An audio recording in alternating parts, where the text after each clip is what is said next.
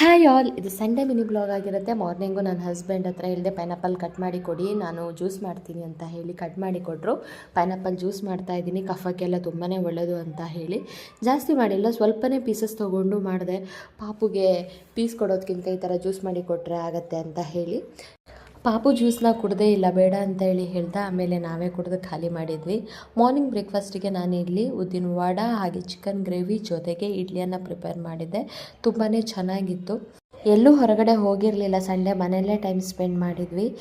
Chicken gravy ಮಾಡಿರೋದು morning ಬ್ರೇಕ್ಫಾಸ್ಟ್ಗೆ ಹಾಗೆ ಮಧ್ಯಾಹ್ನ ಲಂಚಿಗೆ ಆಯಿತು. ಇವಾಗ ಡಿನ್ನರ್ಗೆ ಅಂತ ಹೇಳಿ ಬೀಟ್ರೋಟ್ ಪಲ್ಯ ಮಾಡ್ತಾಯಿದ್ದೀನಿ ಸಿಂಪಲ್ಲಾಗಿ.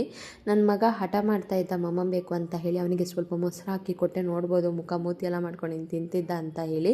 ಡಿನ್ನರ್ಗೆ ಗಂಜಿ ಜೊತೆಗೆ ಬೀಟ್ರೋಟ್ ಪಲ್ಯ ಜೊತೆಗೆ ಡೆಸರ್ಟ್ ಆಗಿ ಬಾದಾಮ್ ಜ್ಯೂಸ್ ಕೂಡ ಇತ್ತು. ಊಟ ಮಾಡ್ತಾ ಹಾಗೆ ಹೊಸ ಮೂವಿನೂ ಕೂಡ ನೋಡಿದ್ವಿ.